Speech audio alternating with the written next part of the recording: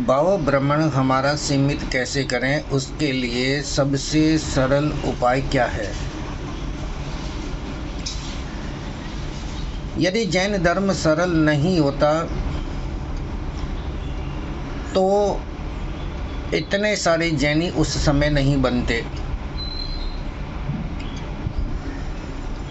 प्रश्न ये उठता है कि क्या वास्तव में जैन धर्म इतना सरल है भी।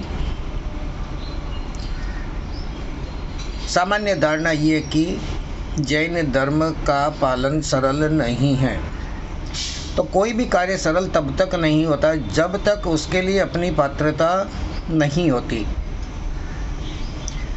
महाराणा प्रताप को ही हम देखें तो उनका 80 किलो का भाला,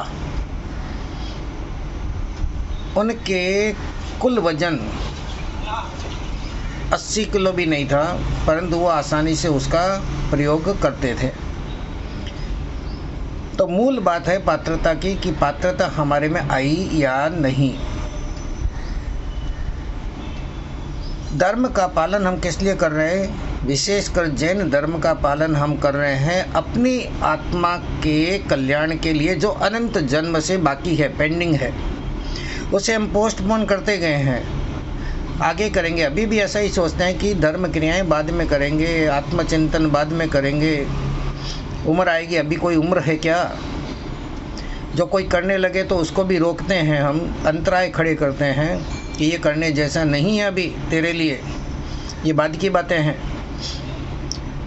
और एक दिन जिसको हम समझा रहे हैं वही हमारे हाथ से निकल जाता है, फिर हम कहते हैं कि ये हमारे बस में नहीं रहा।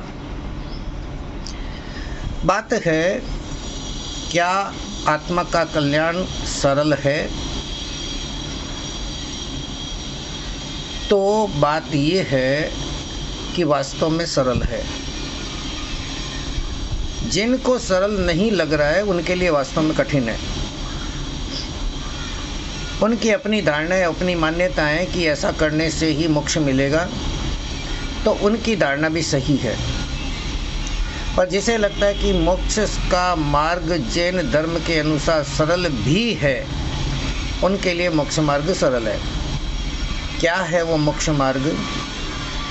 अपनी ही आत्मा का निरंतर चिंतन करके उसका एनालिसिस करना, उसका वैल्यूएशन करना, अपनी स्थिति को देखना, हमारे विचार उच्च हो रहे हैं या गर्त में जा रहे हैं, हम किसी का भला सोच पा रहे हैं या नहीं,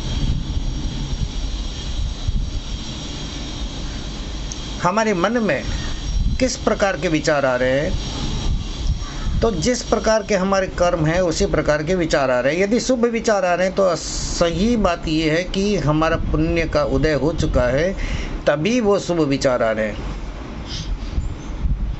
आत्मचिंतन करने वाला व्यक्ति कभी भी ऐसा नहीं सोचता कि मेरा दुर्भाग्य है। वो तो ये सोचेगा कि मुझे बड़ी मुश्किल से जन्म मिला है मनुष्य का, उसमें जैन कुल मिला है, जैन धर्म की समझ मिली है, मुझे उसकी शिक्षाएं मेरे उपलब्ध हैं, साधु उपलब्ध हैं, मैं चाहूँ तो व्याख्यान आराम से सुन सकता हूँ, सामायिक कर सकता हूँ, प्रतिक्रमण कर सकता हूँ, पूजा कर सकता हूँ, जाप कर सकता हूँ, ध्यान कर सकता हूँ, भजन गा सकता हूँ, किसी के गुण गा सकता हूँ, जो तपस्या कर रहा है उसकी अनुमोदना कर सकता हूँ। ये सारी बातें, ये जो विचार कर कौन रहा है? क्या शरीर कर रहा है या शरीर में रहा हुआ जीव कर रहा है? जिस समय शरीर में जीव नहीं रहता तब तो निष्क्रिय हो जाता है, जमीन पे पड़ा रहता है वो। भले 1 मिनट पहले उसने चिंतन किया हो, परंतु अब उस चिंतन करने की उसकी स्थिति नहीं है, क्योंकि उसमें जीव ही नहीं है, प्राण जा चुके।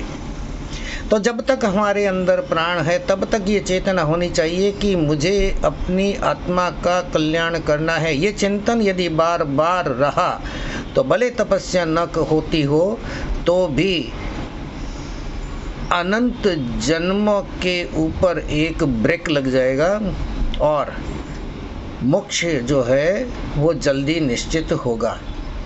पर याद रहे, सिर्फ चिंतन करना नहीं, जितनी बातें हमें ध्यान में हैं, जितनी बातों का हमें ज्ञान है कि ये धर्म है उसका पालन भी करना होगा।